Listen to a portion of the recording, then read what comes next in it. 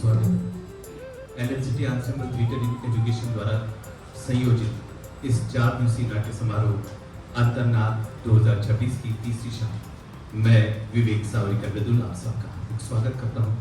इस्तेमाल करता हूँ। दोस्तों, आज जिस नाटक की प्रस्तुति हम देखने जा रहे हैं उसका नाम है कथा कोलाज। यूं तो हर कथा में कोई ना कोई नाटक होता है या नाटक की संभावना होती है, और हर नाटक अपने आप में अनेक कथाओं को लिए होता है। जब ऐसी अनेक कथाएं एक दूसरे से गलबैया करते हुए हमें प्रस्तुति के लिए विवश करती है या अपने आप को व्यक्त करती है, तब कथा का कोलाज तैयार होता है। ऐसा ही कथा कोलाज लेकर के आज हम आपके समक्ष प्रस्तुत हैं।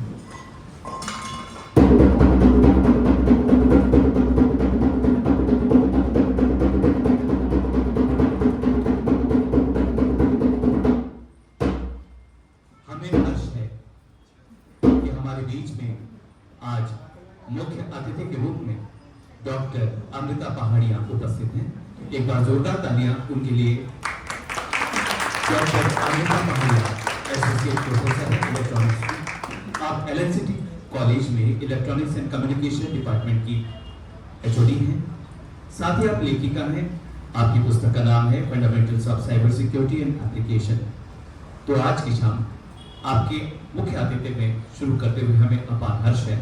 इस हर्ष को व्यक्त करने के लिए मैं वसीम खान और मयूरी से अनुरोध करता हूं कि कृपया मैम डॉक्टर अमृता पहाड़िया को लेकर के मंच पर आए। Can we have lights please for some time.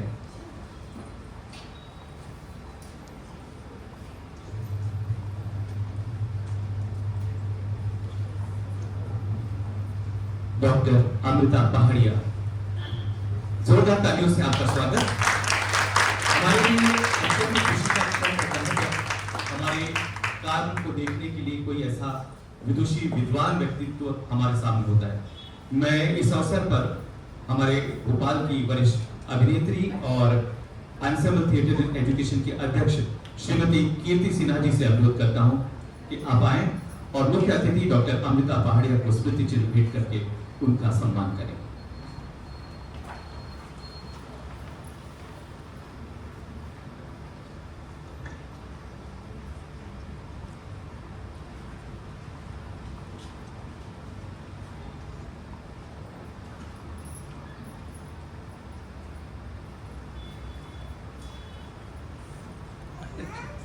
हमारी ओर से एंसेंबल थिएटर एजुकेशन की ओर से आपको एक छोटी सी भेंट, ताकि आज की स्मृतियां आपके मन में हमेशा के लिए कायम रह सके।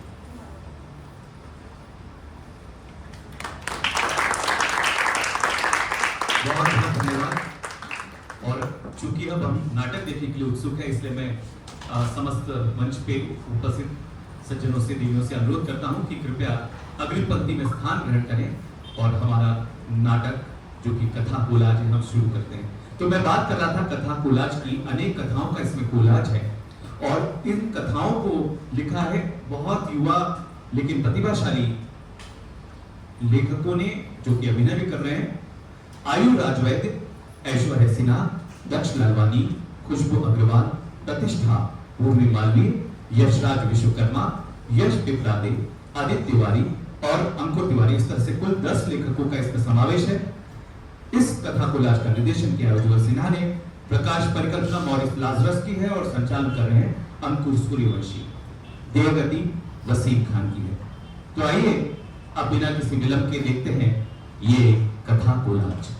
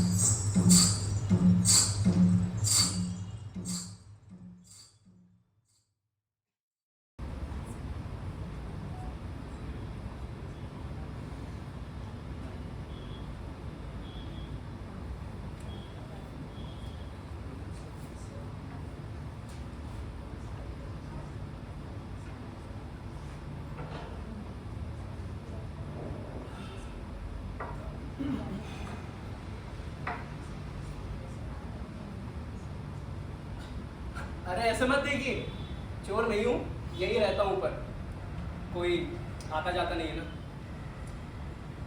कहते हैं कि हर इंसान का ना एक घर होता, मेरा भी था, पर घर नहीं था।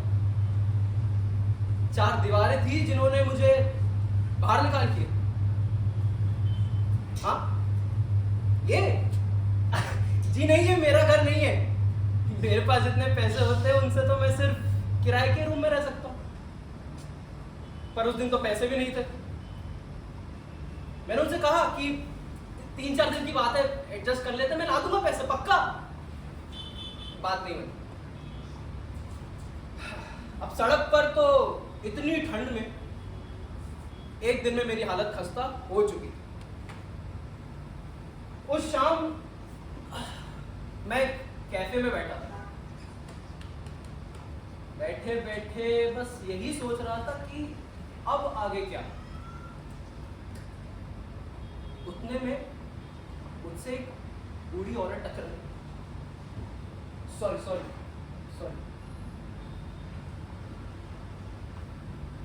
और वो चली गई। ये उनका बैग वहां छूट गया था। हाँ, वहां काम कर रहे उस आदमी ने मुझसे कहा कि यार ये उनका बैग छूट गया है, प्लीज उनको दे आओगे। यही रहती है बाजू में, ज्यादा दूर नहीं रहती। मैंने कहा हाँ दो। तो मैं जब उनके घर के करीब पहुंचा और मुझे दिखी, मैंने उनसे कहा आंटी ये आपका बैग। तो उन्होंने बड़े प्यार से कहा मुझसे कि बेटा ये बैग ना अंदर रख दो। मैंने कहा ठीक है।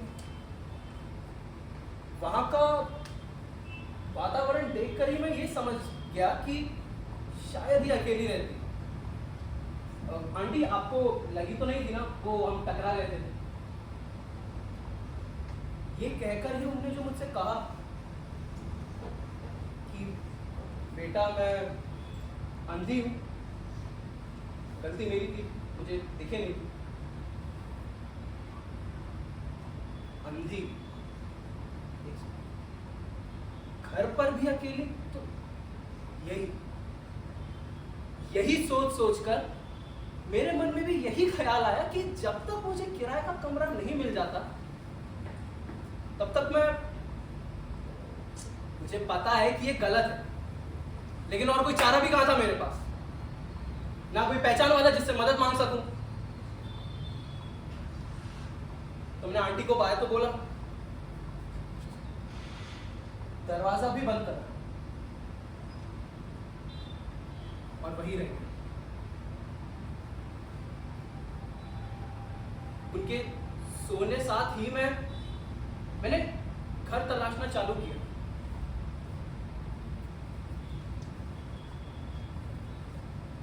पर सिवाय एक तस्वीर के मुझे और कुछ मिला नहीं।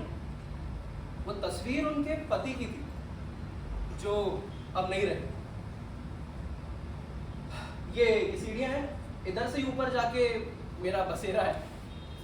मैं वहां इसलिए सोता हूं ताकि अगर कभी भी आंटी ऊपर आ जाए तो मुझे पता चल जाए। अगले दिन मेरी नींद दरवाजा खुलने से खुली। मैंने जब वहीं ऊपर से झांका तो मैंने देखा आंटी कहीं बाहर जा रही है और ताला लगा रही है। बस मेरी खुशी का ठिकाना ही नहीं। 3 दिन के बाद आराम से नहाया हूं मैं, पर नसीब आंटी जल्दी आ गई। मैंने जल्दी से नल बंद किया, अपना गाना बंद किया और सब शांत, एकदम शांति हो चुकी थी, क्योंकि आंटी के कदमों की आवाज बाथरूम की तरफ आते हुए मुझे साफ सुनाई पड़ रहे थे।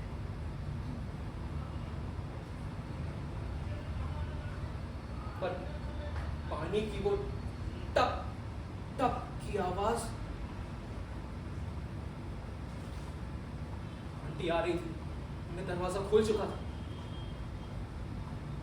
वो आवाज मानो जैसे मेरी उपस्थिति का इशारा स्पष्ट कर रही।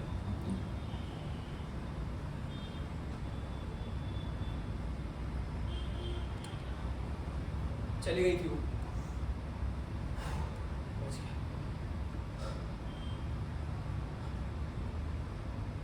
उस रात में सो नहीं पाया। कुछ आवाजें आ रही थी, हंसने की, चिल्लाने की, रोने की। मैंने फिर वही ऊपर से जब झांका चुपके से, तो मैंने देखा आंटी मूवी देख रही है। अब इतनी नींद में मुझे आवाजें सुनाई पड़ रही थी, यानी कि मुझे नींद आ नहीं रही थी। तो मैंने सोचा नीचे ही चलते हैं। तो मैं वही नीचे गया, आंटी के बाजू में शांति से बैठ गया।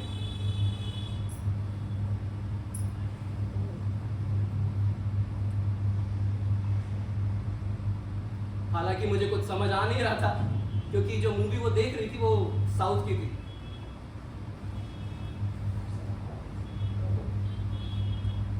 एकदम से आंटी ने कुछ बोलना चालू कर दिया हिंदी में। धीरे धीरे मुझे समझ आने लगा कि ये तो मूवी के डायलॉग्स बोल रही है। अब मुझे समझ में आए इसलिए बोल रही थी या अपने आप के लिए, पता नहीं। कभी कभी ये सोचता था मैं कि उन्हें शक तो हुआ हो। सोचती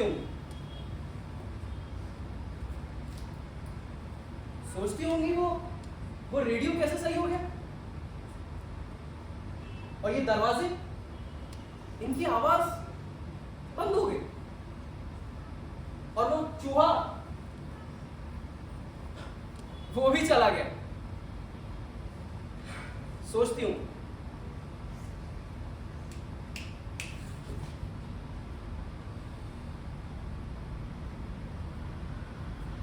आज उनकी एक दोस्त आई थी घर पे। उन्हें वो बता रही थी कि सीढ़ियों की जो चरचर आवाज है मुझे अपने आप सुनाई देती है। 3-4 दिन से कुछ आवाजें मुझे अपने आप सुनाई आती। दरवाजे कई बार पहले से ज्यादा खुले मिलते हैं। मुझे ऐसा महसूस होता है जैसे कोई और भी करीब है। मुझे सांस लेने की आवाजें सुनाई आती हैं।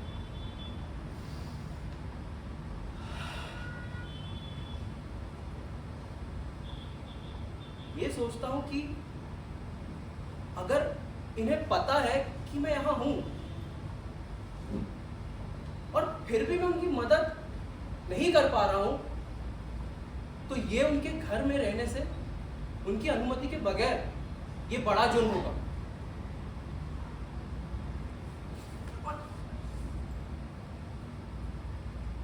उस दिन वो गिर गई और मैं कुछ कर ही नहीं पाया।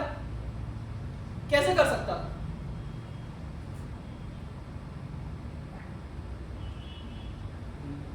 आज तो कि मेरे सामने ही आकर खड़ी हो गई। मानो जैसे मुझे महसूस कर रही है। मुझे पता है कि तुम यहां हो, ऐसा उन्होंने कहा। इससे पहले मैं कुछ कहता, उन्होंने कहा कि ये 7 जन्मों का वादा तुमने निभाया। इस दुनिया से जाने के बाद भी तुम मेरी मदद करने आ गए। इसका शुक्रिया कैसे अदा करूं मुझे नहीं पता।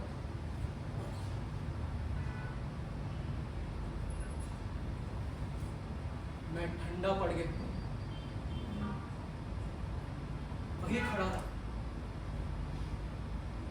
मानो जैसे पैरों तले मेरी जमीन खसक गई।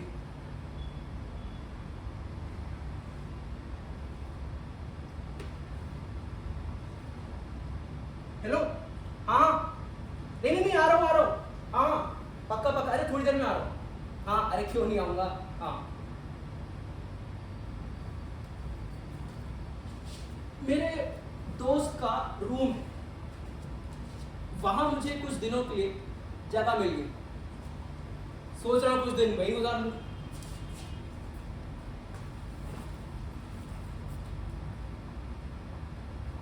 उन्हें बिना बताए कि मैं यहां से जा रहा हूं, दिल में एक अजीब सा दर्द जरूर उठता है, पर क्या करूं, बता भी तो नहीं सकता।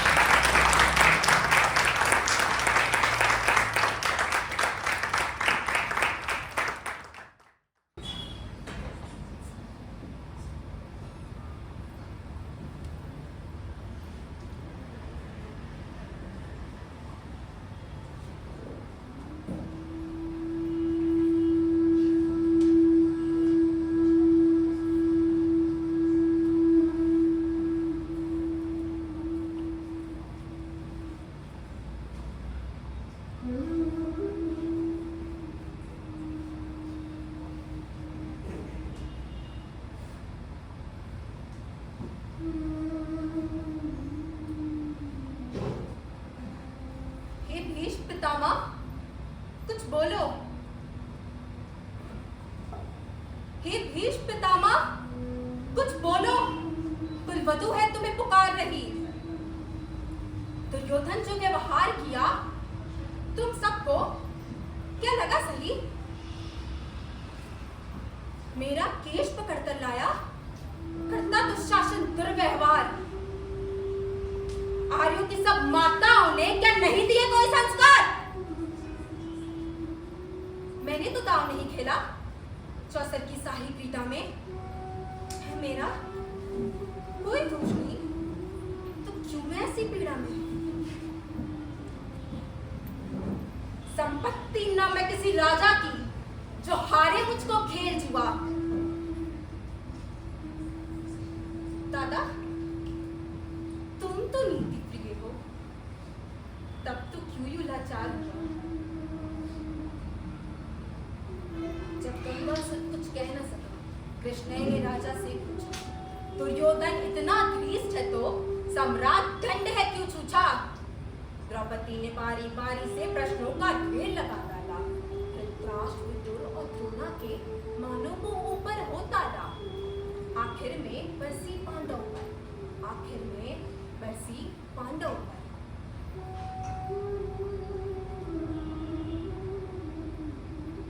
किस बूते पर हूं मेरे पिया?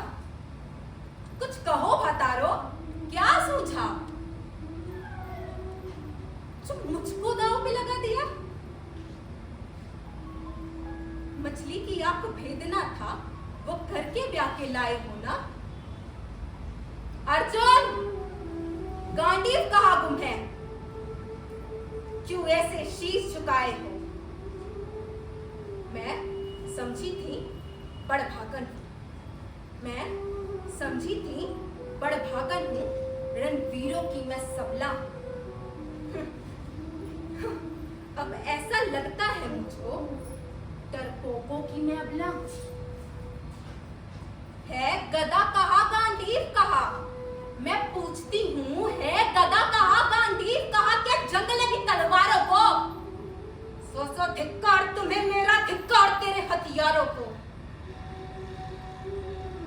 अरे घुंघरू बांधो, चूड़ी पहनो, घुंघरू बांधो, चूड़ी पहनो, गलियों में नाचो छम छम छम। नहीं बेचारी मुझको समझना, नहीं हर से भाई बुलाएगा, नहीं भगनी मैं लाचारों की। मधुसूदन मेरा भाई है, लगता है दुशासन दुर्योधन तेरी मौत शीश पर आई है। इतना सुनकर चातुर दुशासन, इतना सुनकर चातुर दुर्धन, दुशासन देर लगाओ ना, निर्वस्त्र करो पांचाली को, चाकर पर मेरी पिठाओ ना। अग्रज की आज्ञा पाकर के दुशासन पट को रहा खींच, द्रौपदी अधीर हुई मन से साड़ी हाथों से रही खींच। कुछ ना सूझा तो देर भरी, कुछ ना सूझा तो देर भरी।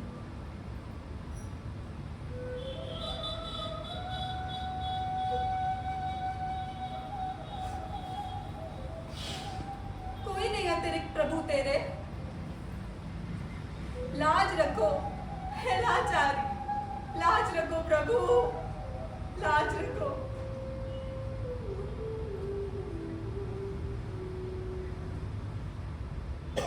हुए कृष्ण कृपाल कृष्णा पर माधव जो करुण पुकार सुन, चारों ओर साड़ी ही साड़ी, धरती अंबर तुझ था बड़ा अचंभित दुशासन।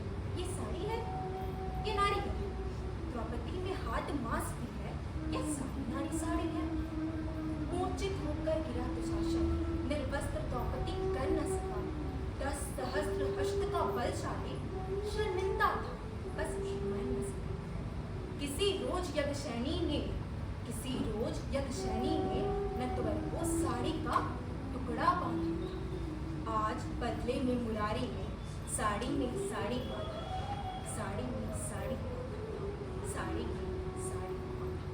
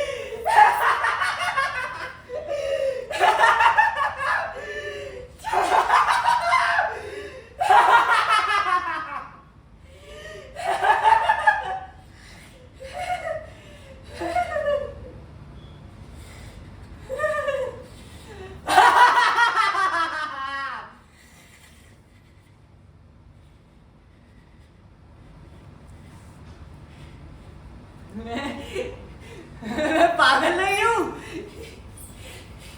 मैं पागल नहीं हूँ, नहीं नहीं, मैं पागल नहीं हूँ, मैं हूँ जंगली कुत्ता। आओ, बाऊ बाऊ बाऊ बाऊ बाऊ।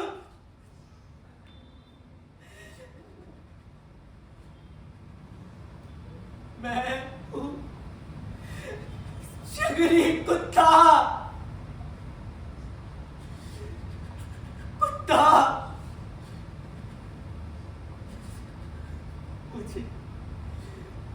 मुझे कुत्ता समझकर बाहर फेंक दिया,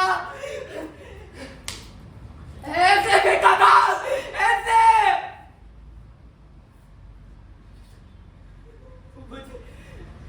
मुझे कुत्ता समझकर बाहर फेंक दिया।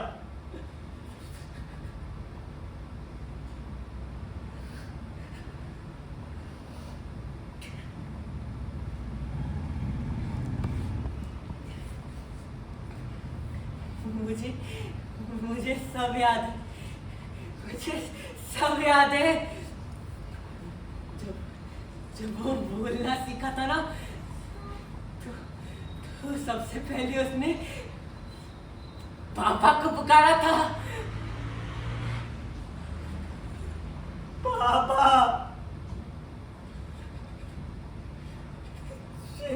हाथों को पकड़कर चल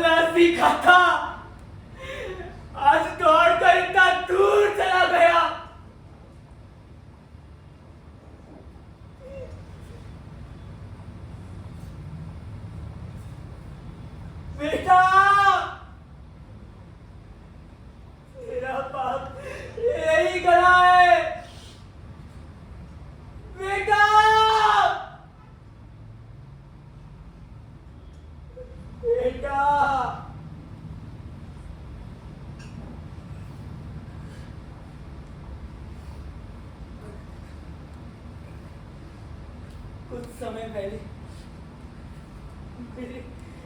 मेरे अपने खून ने मुझसे नाता तोड़ दिया।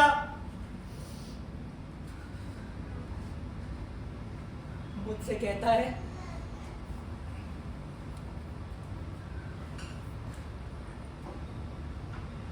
तुमने सिर्फ जीवन दिया है मुझे, ये मकान, दुकान, शोहरत, पैसा मैंने दी है तुम्हें। मैंने ये जो बदन पे कपड़े, पैर में चप्पल और मुंह में जुबान है ना, ये सब तो एहसान है मेरा तुम।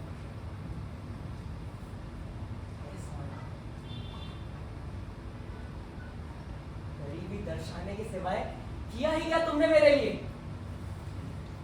गंदी कीचड़ भरी गलियों में ठीक से पाल भी नहीं पाए तुम तो।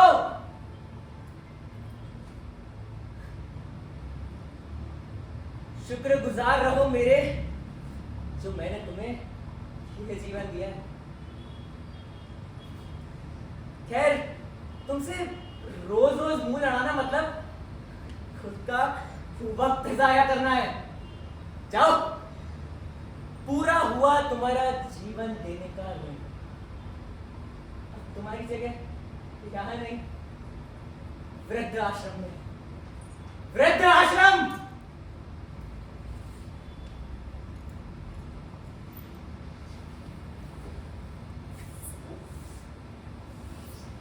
ऋण ऋण अरे तेरे जन्म के कुछ समय बाद ही तेरी मां मुझे छोड़कर चली गई, और अब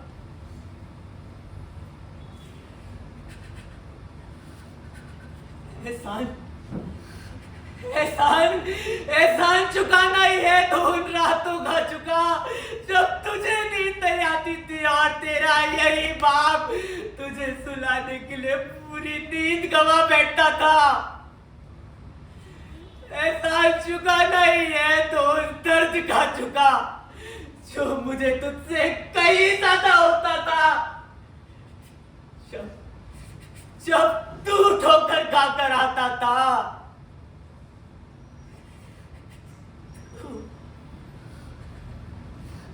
एहसान चुकाना ही है तो उम्मीदों से लदी इस मानसिक स्थिति का चुका।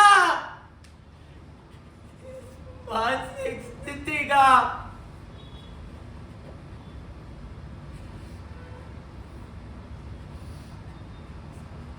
तेरी इच्छाओं को मरते देख खोखला हो जाता हूं मैं बेटा,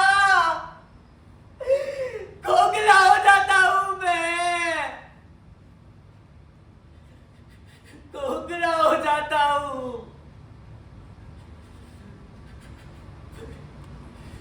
पर तेरे लिए तो मैं एक कुत्ता हूं ना।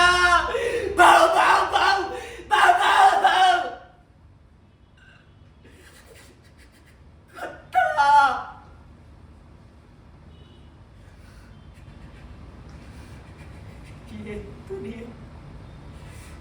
ये दुनिया मुझे पागल पागल पागल कहकर पुकारती है बेटा, पागल पागल पागल।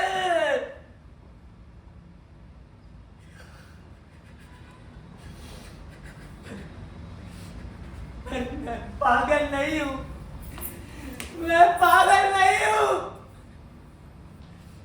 मैं पागल नहीं हूं, नहीं हूं मैं पागल, नहीं हूं, नहीं हूं मैं पागल।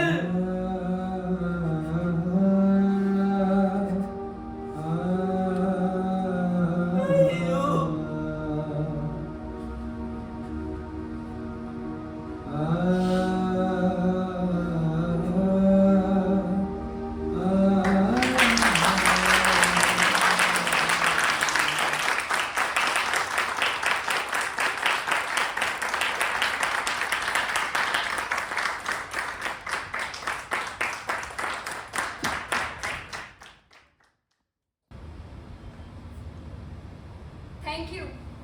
Thank you so much. ये फिल्म मेरे दिल के बहुत करीब है। मेरा हमेशा से सपना था कि मैं फिल्म फेयर अवार्ड के रेड कारपेट पे खड़ी हूँ और आज वो सपना सच हो गया। मम्मी पापा देखिए मैंने कर दिखाया।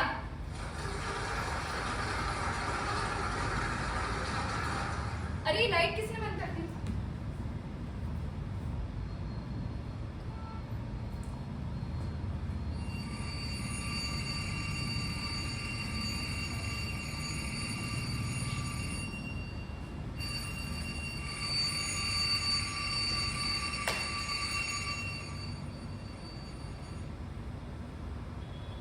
फिर से वही रूम, वही अधूरा सपना।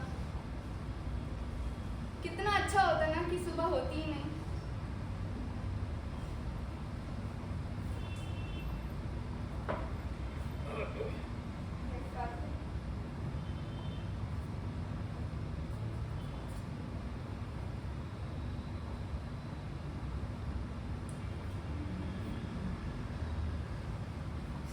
Best actress award goes to Khushboo Agarwal.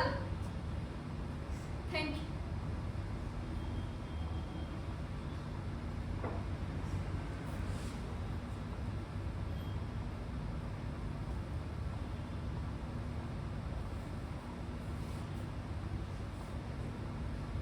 माँ हमेशा कहती रहती हैं तुम पढ़ाई में इतनी अच्छी हो, इतनी होशियार हो, इस सपनों के पीछे क्यों भागना है? ये तो वो करते हैं जिनके पास दिमाग नहीं होता। अगर ऐसा है तो कितना अच्छा होता कि मेरे पास दिमाग नहीं होता। काश मैं पढ़ाई में अच्छी नहीं होती,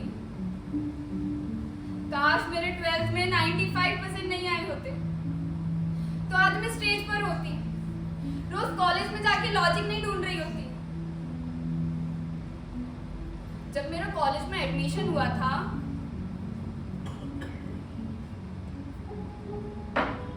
तो पापा ने बहुत प्यारी बात कही थी,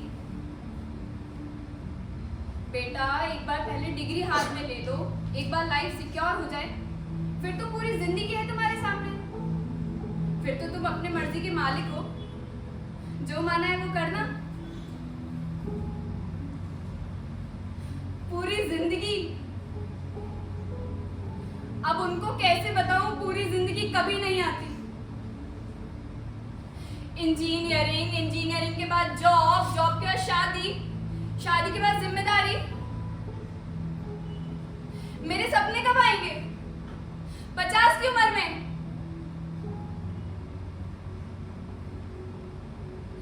कितनी सफाई से उन्होंने मेरे आज को, मेरे कल के लिए कुर्बान कर दिया। वो बस मेरी सिक्योरिटी चाहते थे, वो चाहते थे कि मैं उनको समझूं, पर क्या वो कभी अपने बच्चों को समझ पाएंगे? क्या वो कभी मुझे समझ पाएंगे? कहते हैं तुम्हारे भाई बहन क्या सीखेंगे तुम्हें ये सब करता हुआ देखकर। अरे भाई कोई गुनाह थोड़ी ना कर रही हूं। अब जब मैं कहती हूँ ना मुझे कोडिंग वगैरह समझ नहीं आती, तो वो डांटते नहीं है, वो बस उदास हो जाते हैं। हमने तुम्हारी इस डिग्री के लिए क्या कुछ नहीं किया, तुम्हें इतने बड़े कॉलेज में एडमिशन दिलाया ताकि तुम्हारा फ्यूचर बन सके।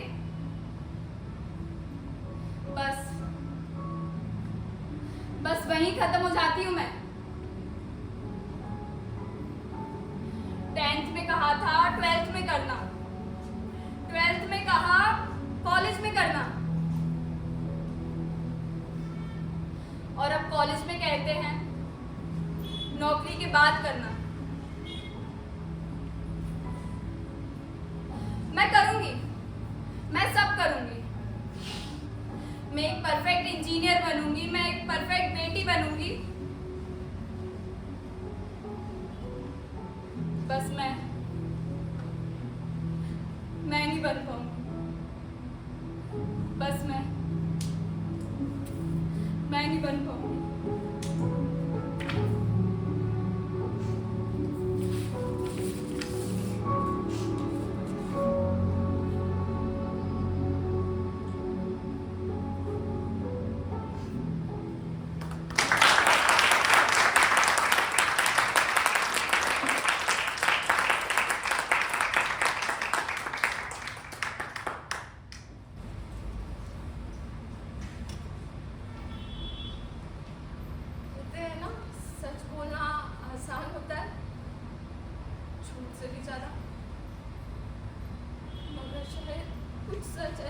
होते हैं जिन्हें हम अपने अंदर 1000 बार मार चुके होते हैं। और शायद लाखों बार। आप लोगों को लग रहा होगा ना कि मैंने ऐसा क्यों किया। आखिर मैंने वो फांस उठा के उसे मारने की कोशिश क्यों करी। शायद उस एक पल में मुझे ऐसा लगा जैसे मानो मेरे सारे डर, मेरी सारी सच्चाई मेरे सामने आके खड़ी हो गई। लेकिन आज मैं सच नहीं छुपाऊंगी। आज मैं सब सच बोलूंगी। और मुझे कहना भी बहुत कुछ है। इतने बरस बीत गए, मैंने कुछ भी नहीं कहा। क्षण आए चले गए, एक के बाद एक तूफान आए, मगर कंठ में ही घुट कर रह गए। छाती में प्राणांतक आक्रोश उठते थे, मगर हर बार होठों को कसकर खींच लिया। लगा कि कोई इसे नहीं समझ सकेगा, कोई इसे नहीं जान सकेगा। जब शब्दों का प्रचंड ज्वार उमड़ता हुआ आकर मेरे होठों से टकराता था ना, तो लगता था वो मेरे आसपास रहने वाले लोग कितने नासमझ, बचकाने और पागल हैं। वो भी जो नितांत अपना था। जी करता था जी भर कर हंसूं और बस हंसती रहूं। लेकिन तब जाके मेरा मन फूट फूट कर रोने लगता था। ऐसा लगता था कि हृदय फट जाए तो अच्छा हो। ऐसा लगता था जैसे जिंदगी चौकड़ी भरती हुई मेरे ऊपर गीत गा रही है। आप लोग पहले नहीं है ऐसा करने वाले। इससे पहले भी भीषण प्रताड़ना सही है मैंने, मगर आज मैं सब सच बोलूंगी। सिर्फ इसीलिए कि आप लोग जान सको कि मेरे मन के भीतर क्या है। आखिर मैं क्यों इतनी चुप रही। मेरा नाम शिखा है। मैं आप सबसे थोड़ी भिन्न हूं, ना मेरे मन से, ना मेरे स्वभाव से, ना ही मेरी चाल ढाल से, ना ही मेरी वेशभूषा से, बल्कि मेरी इस काया से।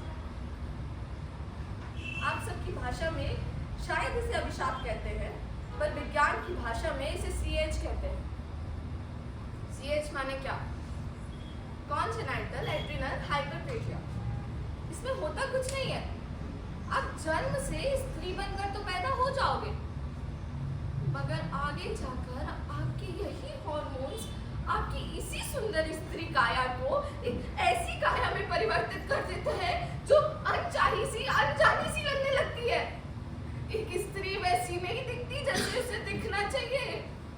शरीर अलग बदलता है, आवाज भारी होती है और चेहरे पर सवाल उगने लगते हैं। सुनने में आसान लग रहा है ना कि सिर्फ CH ही तो है, कोई बीमारी होगी, मगर नहीं। उसके बाद मेरा आता है दूसरा अभिशाप। मेरा वो नाम शिखंडिनी। मेरे माँ बाप ने मेरा नाम शिखा बहुत प्यार से रखा था। शिखा क्यों? पवित्रता, ऊंचाई, प्रकाश, इन सब का प्रतीक माना जाता है वो नाम। जब मैंने मेरे इस नाम का मतलब जाना था तब मैं महज 6 साल की उम्र की थी। और तब मैं एकदम अपने आप को उज्जवल भविष्य की ऊंचाइयों पर देखने लगती थी। और मेरी आकांक्षाएं, मेरी उम्मीदें और ये खुशियाँ, ये भी तो सिर्फ चंद वर्षों की थी ना। क्योंकि 6th क्लास में आते ही मुझे पता चल गया कि मैं शारीरिक रूप से सबसे अलग हूँ। तब भी मैं खुश थी कि मैं सबसे अलग हूँ, बिल्कुल मेरे इस नाम की तरह। मगर वाजिब सी बात है, अगर मैं सबसे अलग थी तो किशोरावस्था के दौरान मेरे बदलाव भी अलग हुए। मेरा शरीर अलग बढ़ा, मेरे चेहरे पर दाढ़ी आती थी, मेरी आवाज भारी रहती थी और इन्हीं कुछ वजहों की वजह से मेरे क्लासमेट्स ने मेरा नाम रख डाला शिखंडिनी। पहले तो मेरे लिए भी वो मजाक था, पर कब वो मजाक निंदा में परिवर्तित होने लगा मुझे समझ ही नहीं आया। मेरी दोस्त, मेरी सहेलियां मुझसे दूर जाने लगी। मेरी पूरी स्कूली जिंदगी पूरे सपने में बदल चुकी थी। मेरे क्लासमेट्स, मेरे खुद के क्लासमेट्स जो मुझे बचपन से जानते थे, दीवारों पर मेरी तस्वीरें बनाते थे। क्लास की टेबलों पर शिखा शिखंडिनी नामों के के साथ छक्के जैसे नामों को लिखते थे और उनके लिए ये मजाक था। तुम जो मुझ पर यूं झूठे इल्जाम लगाते हो और उसे मजाक का नाम दे जाते हो, तुम भूल जाते हो वो मजाक नहीं बल्कि वो मेरी पहचान है। भूल जाते हो मजाक से ज्यादा मेरे चरित्र का अपमान है। शारीरिक संघर्ष तो मैं सह लूंगी क्योंकि वो मेरी मजबूरी है। मैं मानसिक संघर्ष भी सहती हूँ क्योंकि हॉर्मोन्स का वो खेल है। मगर कैसे सहूं उन शब्दों की यातना को जो मुझ पर रोज प्रश्न उठाती है। कैसे हंसकर बोलूं उन लोगों से जो मेरे मनोबल को अपने शब्दों से चूर-चूर कर जाते हैं। अब आता है वो तीसरा अभिशाप। तीसरा अभिशाप था मेरा भय। आप ही बताइए भला मैं अपने किसी को क्यों मारूं? अनुज मेरे लिए मेरा वही अपना था। 1 साल से हम साथ में थे। मुझे मेरी मेडिकल कंडीशन पता थी, मुझे मेरी सच्चाई पता थी, मगर फिर भी उसकी नेक दिली ने मेरा दिल जीत लिया और हम डेट करने लगे। मगर उस दिन जब वो सिर्फ मुझे हग करने के लिए भले पास आ रहा हो, लेकिन मुझे ऐसा लगने लगा जैसे मानो वो पुराने दिनों की यातना मुझ पर दोबारा दोहराई जाने वाली होगी। और मुझे जो आसपास दिखा मैंने उठा के मारने की कोशिश कर दी। मगर बाकी लोगों ने क्या किया? मुझ पर यूं संगीन आरोप लगाए। हाँ हूं मैं अलग, पर गलत नहीं हूं। ना चरित्रहीन हूं, ना ही धोखेबाज हूं। और आज मैं खुश हूं कि मैं शिखंडिनी हूं और मैं अलग हूं। ना आप में से एक हूं और ना ही मैं बनना चाहती हूं, बल्कि मैं चाहूंगी कि हम सब के बीच यहाँ पे एक शिखंडिनी, हम सब के अंदर, जो अपने आत्मसम्मान के लिए बोल सके, अपने लिए लड़ सके और आप जैसे लोगों को चुनौती दे सके।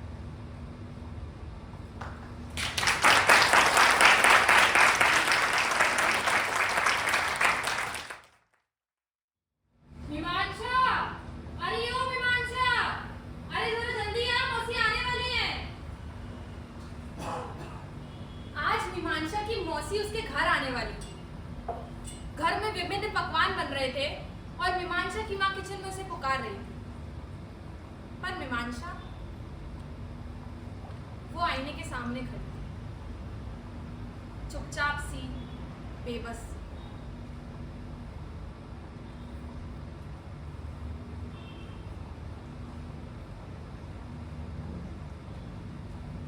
क्यों?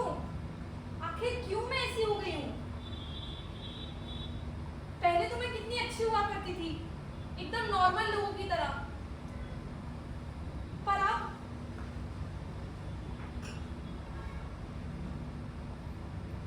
हाँ माँ, आई।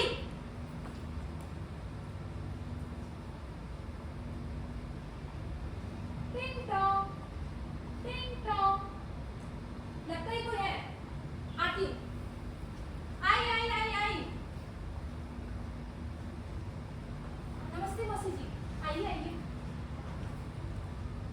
दरवाजा खोलते ही उसकी मौसी अंदर आती है। बैठिए मौसी जी। जी जी जी। मौसी बस बैठी ही थी और उतनी देर में उसे एक ताना मार देती है। अरे ये आजकल के बच्चे भी ना बड़ों को सलाम नमस्ते भी नहीं करते। अरे सलाम नमस्ते, मैं उनका बैग लेके आ रही थी यार, इसलिए मैं भूल गई उन्हें नमस्ते करना। पर इस पे भी ताना, इसलिए मुझे इनसे बहुत चिढ़ मचती है। पर अब क्या कर सकते हैं? तो मन की बात को मन में रखकर मैंने हल्की सी एक नकली मुस्कान देते हुए उन्हें कहा, सॉरी मौसी जी, नमस्ते। मौसी जी ने कहा, हाँ हाँ नमस्ते नमस्ते। और बता बेटा कैसा चल रहा है सब कुछ? मैंने कहा बस बढ़िया चल रहा है मौसी जी, आप बताइए। अरे तू मेरी छोड़, तू जरा मुझे ये बता कि तुझे कोई बीमारी वगैरह हो गई है? नहीं बीमारी तो नहीं हुई है मौसी जी, बस। क्यों, आपको किसने बताया? अरे नहीं नहीं, मैंने सुना था कि तुझे कोई बीमारी हो गई है, क्या कहते हैं उसको? अरे वो पीसीओडी। अरे मौसी जी वो पीसीओडी बीमारी नहीं होती, वो तो डिसऑर्डर है और मैं दवाइयाँ ले रही हूँ। मैं इतना कह पाती, इससे पहले ही मेरी मौसी मेरी माँ को कहती है, देखा साक्षी, बोला था मैंने लड़की को इतना खिलाया पिलाया मत कर। देखो कैसी मोटी हो गई है, और अब इसको ये पीसीओडी हो गया है। ऐसे ही चलता रहा ना तो कोई लड़का नहीं मिलेगा इससे शादी करने को। पहले मेरी सहेलियां और अब मेरे रिश्तेदार, ये भी मेरा मजाक उड़ाने लगे। मैं कुछ कहती इससे पहले मेरी माँ किचन से आवाज लगाती है, अरे दीदी, ये सब छोड़ो। आपको पता है मीमांसा की कविता लेखन प्रतियोगिता में फर्स्ट प्राइज मिला है। ये मीमांसा, जरा मौसी को सुनाओ तुम अपनी कविता। हाँ हाँ मम्मी, अभी सुनाती हूँ। मैं अपनी कविता की वो किताब पलटने लगी, वो कविता ढूंढने लगी जिसमें मुझे फर्स्ट प्राइज मिला था। और तभी मेरी नजर एक कविता पर रुक गई जिसका नाम था नॉर्मल। मौसी जी, मैं आपको एक और कविता सुनाऊं। नजरें उठी सवाल उठे, मेरे होने पर बवाल उठे। मैं जैसी थी वैसी क्यों थी, बस इसी बात पर मलाल उठे। अरे देखो कितनी मोटी है, अरे इसको पीसीओडी है। लड़का ऊंचा पद में है पर थोड़ा छोटा कद में है। उसकी चाल है टेढ़ी सी, उसकी आंख है भेंगी सी। अरे पिचके गाल जवानी में, सफेद बाल जवानी में। अरे आंख के नीचे गड्ढे देखो, नई उम्र के बुढ़े देखो। स्पीड ब्रेकर सा रुक जाता है, कहते कहते हकलाता है।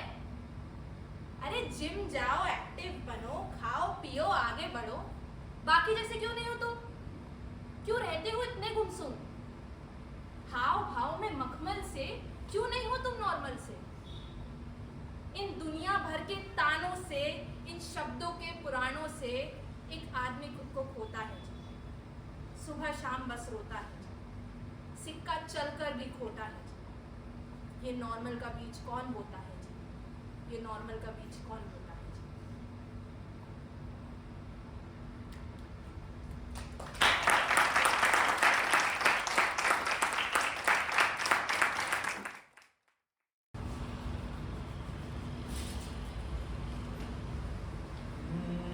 घर से निकलते कुछ दूर चलते, रास्ते में है उनका घर। पहली दफा मैंने जब उनको देखा था, आंखें गई थी ठहर।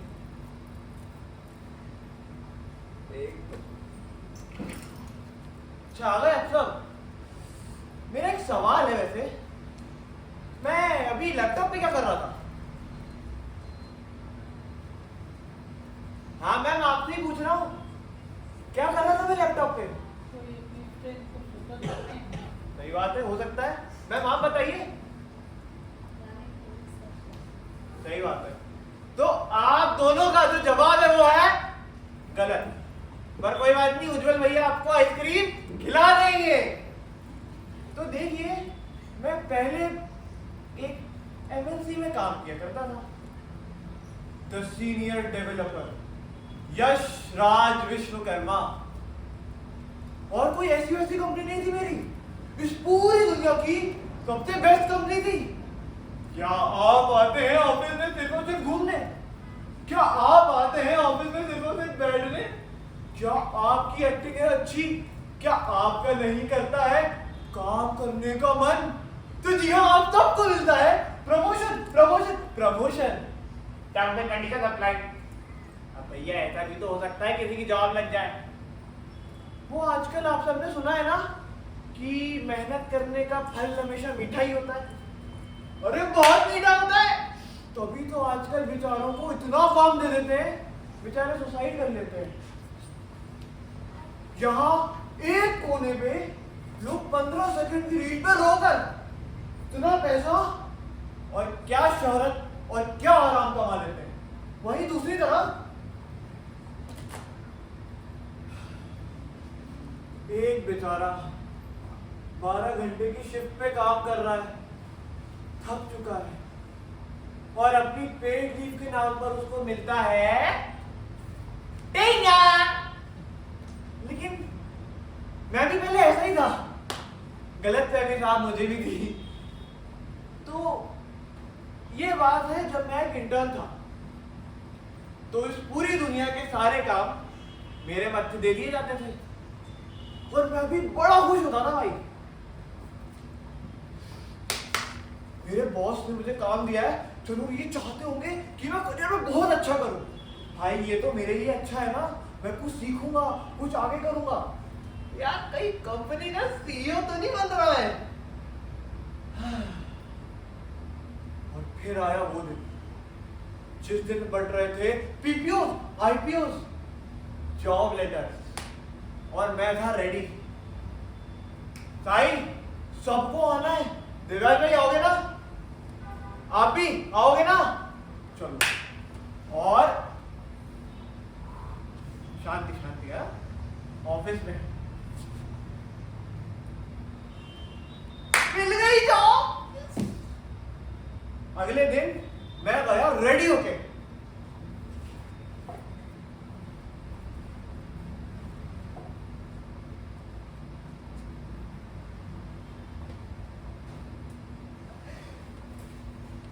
तो भाई साहब, हमारी इंटर्नशिप के टाइम पे जिन्होंने हमारे से सबसे कम काम किया था, वो मेरे से भी 2 लेवल सीनियर था।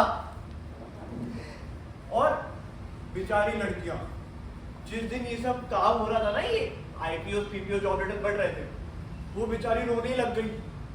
अब उनको कौन ही समझाता कि पोस्टिंग टीसीएस नासिक में है।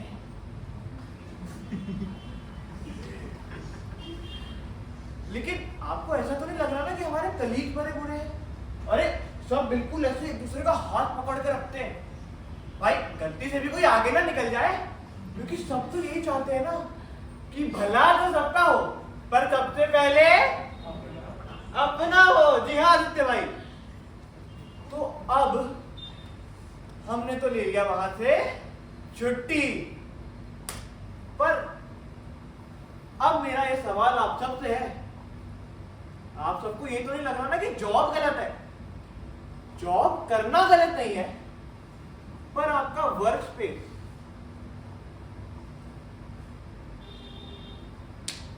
तो भैया आप ही बताइए कि आखिरकार आप काम कहां करते हैं? क्योंकि आजकल तो हम बस आराम करते हैं।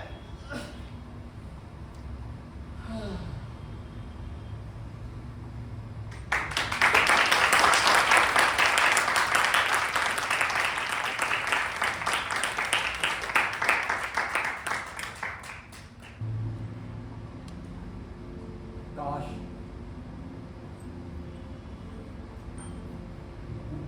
कितना छोटा सा शब्द है, पर इसके अंदर कितनी बड़ी दुनिया छुपी होती है।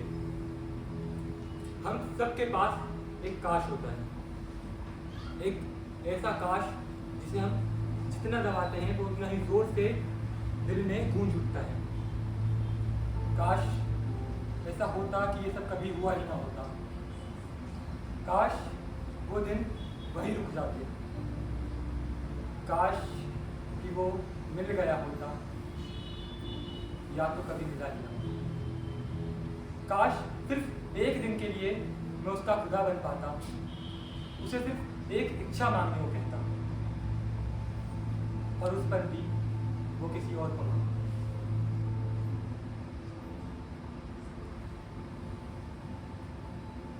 काश दिल टूटना सिर्फ कहानियों में होता और असल जिंदगी में लोग सच में साथ निभाते। काश ये वादे सिर्फ शब्द नहीं होते, काश हमेशा सच में हमेशा होता।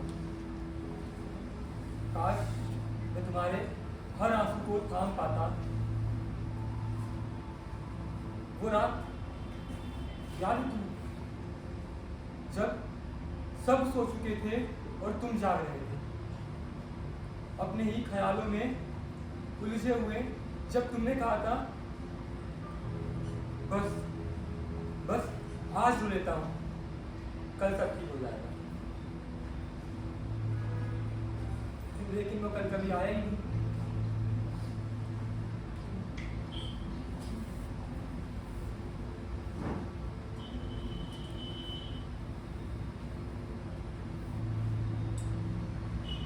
इंतजार, लंबा इंतजार, थोड़ा और इंतजार। वो सामने खड़ी है पर कुछ बोल नहीं सकता, कर सकता हूं तो बस इंतजार। इंतजार उन बातों का जो कभी कही गई, उन सवालों का कहाँ हो जो होठों तक आकर रुक गए। इंतजार ये समझने में कि तुम्हें पाने की कोशिश में मैं खुद को ही भूल गया, और तुम्हें भूलने की कोशिश में मैंने खुद को ही खो बैठा। इंतजार उस हल्की सी दस्तक का, knock knock, can we meet please.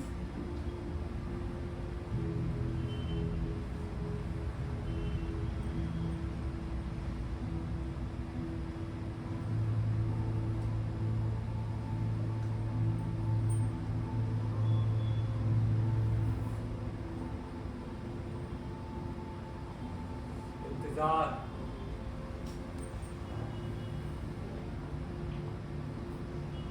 उस छोटी सी फिक्र का, प्लीज सिगरेट मत पिया करो, जैसे किसी ने सच में मेरे लिए दुआ मांगी हो।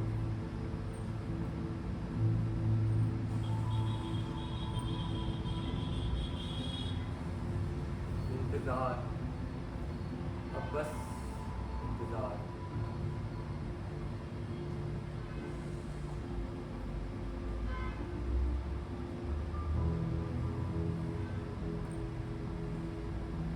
खैर, ये शब्द भी अजीब है ना, जब हमारे दिल में एक तूफान उमड़ता है और हम उसे शब्द नहीं दे पाते तो बस कह देते हैं खैर, जैसे इससे सब ठीक हो जाएगा, इससे दर्द थोड़ा कम हो जाएगा। खैर, मुझे माफ कर देना हर उस पल के लिए जब मैंने तुम्हें टूटने दिया, हर उस टुकड़े के लिए जिसे मैंने लापरवाही से यूं बिखरने दिया। तुम अंदर से चिल्ला रहे थे, मदद मांग रहे थे, लेकिन मैं तुम्हें सुन ही नहीं पाया। खैर, शायद कुछ अलविदा की कभी आवाज नहीं होती, वो बस दिल के किसी कोने में सरगोशी बन के रह जाती, जहां उन्हें सुनने वाला कोई नहीं होता।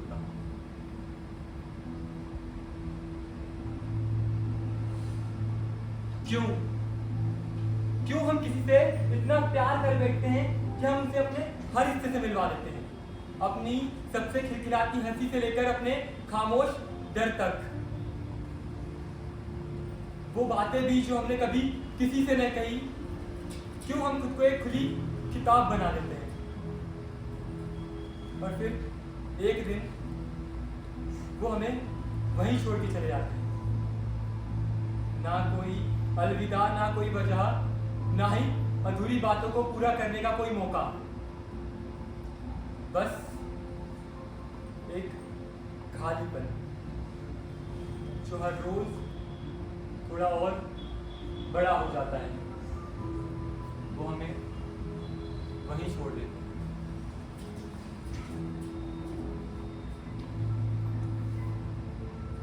डर डर अब हर जगह है। उन गानों में जो कभी तुम्हारी मुस्कान थे, उन रास्तों में जहां हमने साथ चलने का सपना देखा था। डर उस खामोशी से जो वहीं गूंजती रहती। डर उन सवालों का कि तुम दोनों का क्या हुआ? डर कि कहीं फिर से टूट न जाऊं, डर कि इस बार खुद को जोड़ ना पाऊं, और सबसे बड़ा डर खुद से नजरें मिलाने का।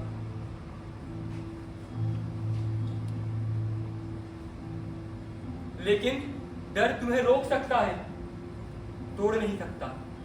क्योंकि अगर मैं यहां हूं, अगर तुम यहां हो, तो इसका मतलब हम अब भी खड़े हैं, लड़ रहे हैं, टूट रहे हैं, लेकिन गिर नहीं रहे। तो हाँ, काश था खैर भी आया, क्यों ने तोड़ने की कोशिश की, डर ने रोकने की, लेकिन हम रुके नहीं, हम टूटे नहीं, हम अब भी इंतजार कर रहे हैं, हम बन रहे हैं।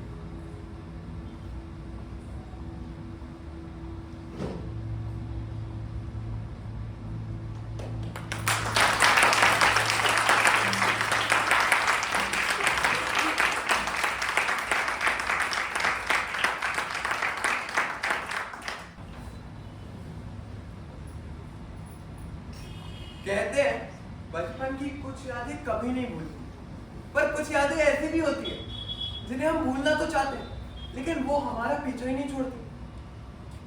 मैं उस वक्त 7 साल का था, मेला लगा हुआ था, बहुत बड़ा, और इतनी सारी भीड़, इतने सारे खिलौने। मम्मा, मम्मा, वो देखो बलून, दिला दो ना मम्मा। नहीं नहीं, बस देख के आ जाऊंगा पक्का। हाँ, हाथ तो छोड़ो। वाओ, इतने सारे बलून। लाल नहीं, हाँ नीला वाला दिला दो मम्मा, नीला वाला। मम्मी, वो देखो रिमोट वाली कार। मम्मा, पापा से बोलो ना मुझे वो कार दिला के दे। अरे यार मम्मा, मैं कहाँ जिद करता हूँ। Mummy, ice cream.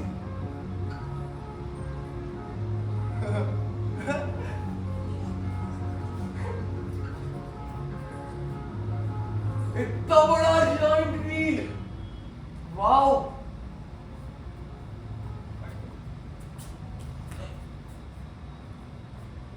मम्मा, मम्मा, मम्मा, पापा, पापा, कहाँ गई? अभी तो यही खड़ी थी, मेरा हाथ पकड़ा हुआ था। मम्मा, पापा,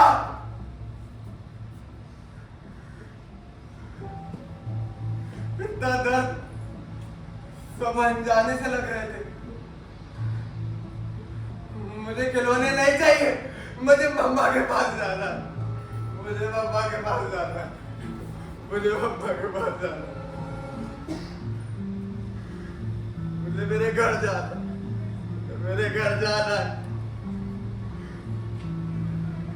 मम्मा, मम्मा, मम्मा कहाँ गए मम्मा? मम्मा, मम्मा। तभी एक आदमी मेरे पास आया। बेटा रो क्यों रहे? मैं और डर गया था। मम्मी ने बोला था अजनबियों से बात मत करना, पर उस वक्त यहाँ हर एक बैठा, हर एक अजनबी तो था। मुझे मम्मा के पास जाना है। उस दिन पहली बार समझ आया खो जाना क्या होता। मुझे कुछ नहीं चाहिए था, मुझे बस मेरी माँ चाहिए थी। तभी एक हाथ मेरे कंधे पर आया।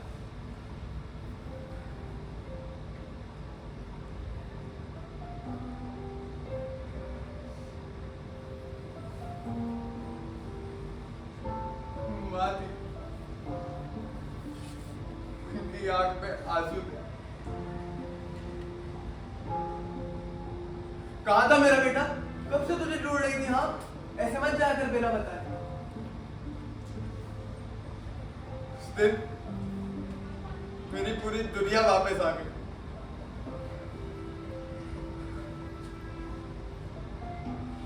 उस दिन मैंने सिर्फ मेला नहीं देखा, मैंने देखा अकेलापन। मैंने अपनी माँ का प्यार देखा। आपको पता है मैं आपको ये क्यों बता रहा हूँ? क्योंकि आज के दिन पिछले साल 19 अप्रैल 2025 को मेरी माँ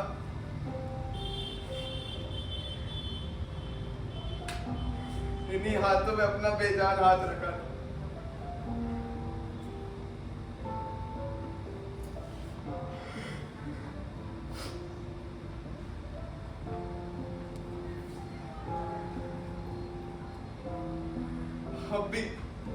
अब भी भीड़ में बस माँ को ही ढूंढता हूँ। ऐसा लगता है माँ आ जाएगी तो सब अच्छा हो जाएगा। जब भी अपने लोगों के बीच में ऐसा लगता है कि ये सब पराये हैं, ये सब नकली लोग हैं, तो बस एक ही चीज ढूंढता हूँ, अपनी माँ को।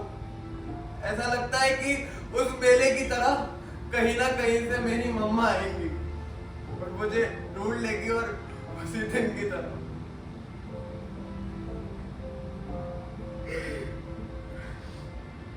आज भी मैं बस एक ही चीज ढूंढता हूँ, माँ का प्यार और उनका हाथ।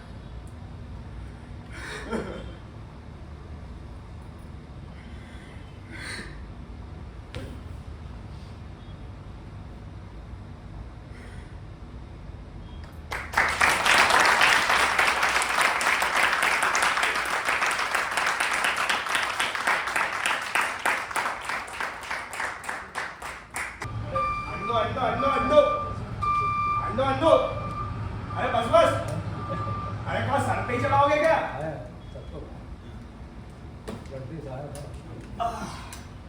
हाँ तो भैया अपना नाम है भूरा भाई, बुधवारे की तरफ से टोटल लोड। लोगों को लगता है अपन मामूली बस कंडक्टर होंगे, पर उनको क्या पता अपना तो मामला भन्ना डोरा का है। रोज ऐसे ऐसे नमूनों से पाला पड़ता है ना कि दिमाग के तो पंचर ही खुल जाते हैं। अब कल का ही मसला ले लो, कल अपन अपने काम पे लग गए। अपन जा रहे थे भोपाल से इंदौर, अपन लग गए अपने काम पे, गाड़ी बनानी थी। क्यों इंदौर इंदौर इंदौर इंदौर इंदौर?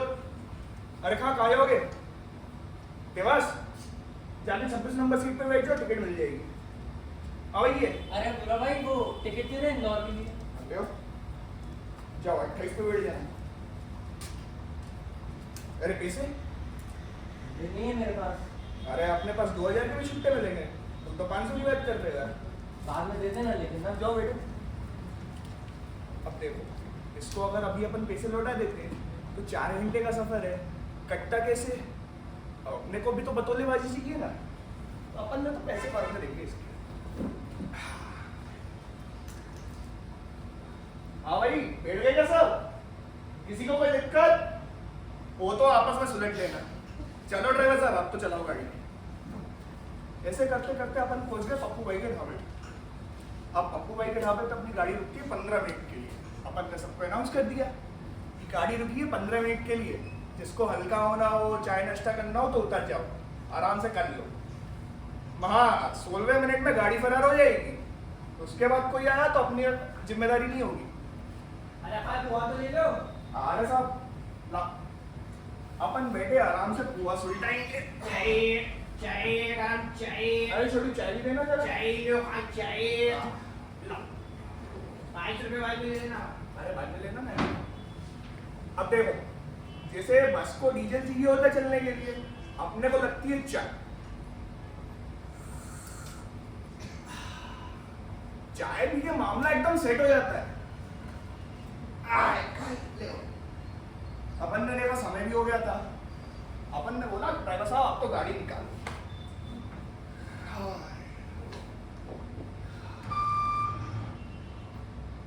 बस फिर पप्पू भाई के ढाबे के निकलते साथ थोड़ी देर बाद अपने पास एक फोन बजता है।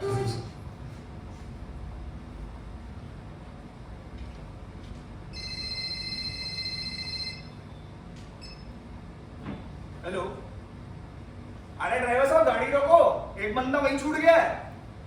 अब देखो अपन में से तो जाते नहीं है किसी के लिए वापस लेने लेने के लिए। अपना एक ही उसूल है, गाड़ी निकल गई तो निकल गई। मगर ये कौन सा बंदा था जिसको अपन को 200 रुपए लौटाने थे। अब बात आ गई थी बूढ़ा भाई के नाम की, तो गाड़ी तो वापस ले जानी पड़ेगी ना। तो बस ड्राइवर सामने तो साफ हाथ खड़े कर दिए कि वो तो नहीं जा रहे। अपन बैठे ड्राइवर की सीट पे, ना बस रही ना अपन ड्राइवर बचे। अपन बन गए पायलट और बस बनी हेलीकॉप्टर।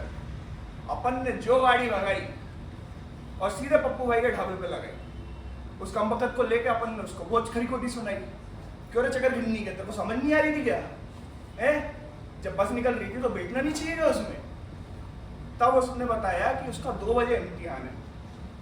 अब भाई लेट तो हो गए हैं, अब पहुंचाए कैसे? तो फिर से अपन ने गाड़ी उड़ाई और उसको पहुंचा दिया 10 मिनट पहले। अब बंदा भी खुश, अपन भी खुश। वो 200 रुपए अपन को ही लेके चला गया। बस फिर क्या था, फिर अपन लगा ली गाड़ी भोपाल के लिए। क्यों भोपाल भोपाल भोपाल भोपाल? अरे भोपाल जाने क्या? अरे अष्टमी को ही क्या? अरे भाई चाय तो पी जाओ यार। अरे अरे अरे चाय पियो। कोई तो चाय नहीं पी रहा है। अरे अच्छा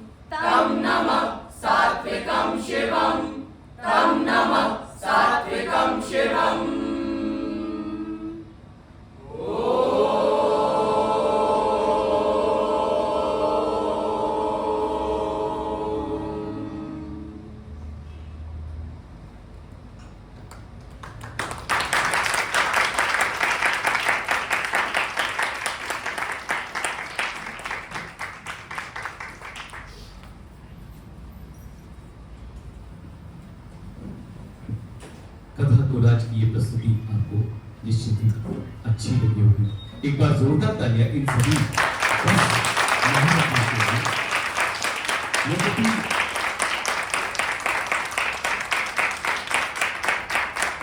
इनमें से बहुत सारी कथाएं अभी सिर्फ बीज रुकते हैं, वो अंकुरण की मांग कर रही है, कुछ अंकुरित हो गई है, अभी उनको पल्लवित होना शेष है।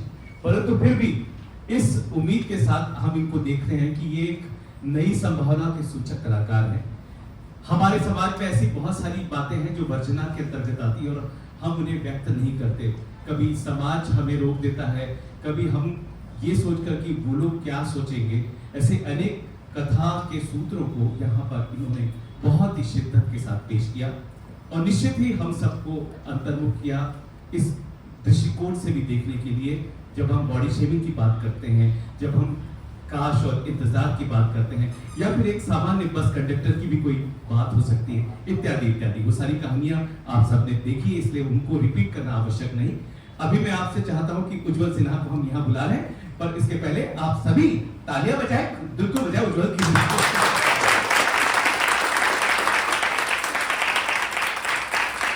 और उज्जवल सिन्हा के बगल से भी अपने नामों को एक बार पुनः लोगों को स्थापित करें, अपने नाम लें।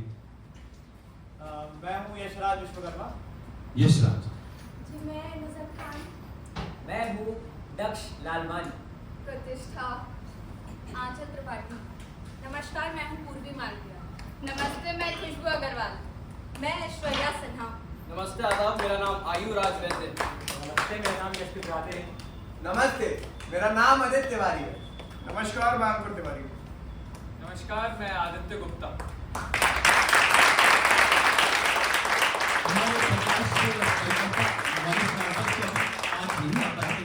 प्रकाश का संचालक जिन्होंने किया अंकुर सूर्यवंशी में, उनको भी हम मंच पर बुलाना चाहते हैं।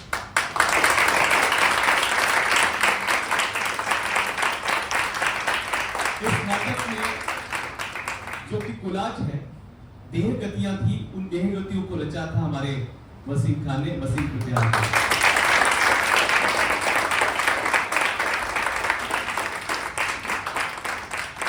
क्योंकि डॉक्टर पहाड़िया यहाँ पे मौजूद हैं, तो हम जैसा कि आपको पता है विगत 3 दिनों से हम साथ में हैं, आज को मिला के तीसरा दिन है, तो हम लगातार एंसेम्बल थिएटर एजुकेशन की ये परंपरा है कि हम केवल नाटक नहीं दिखाते, वो दिखाना हमारा मकसद है भी, पर इससे ज़्यादा लोगों को जागरूक करना है और समाज की छोटी छोटी बातों से उनको बोलने के लिए हम उनको एक अवसर देते हैं। तो हम चाहते हैं कि बातचीत का सिलसिला शुरू हो, और इसकी शुरुआत करने के लिए मैम से अच्छी और कोई विदुषी हो ही नहीं सकती, तो हाँ ये भी ठीक बात है। तो चाय के साथ हम चर्चा करें या चाय आने पे चर्चा करें? हम चर्चा शुरू करते हैं। चाय ठीक है, तो मैं ये माइक्रोफोन देता हूँ, जैसा कि जो भी बोलना चाहेगा, मैं शुरुआत आपसे कर दूँ।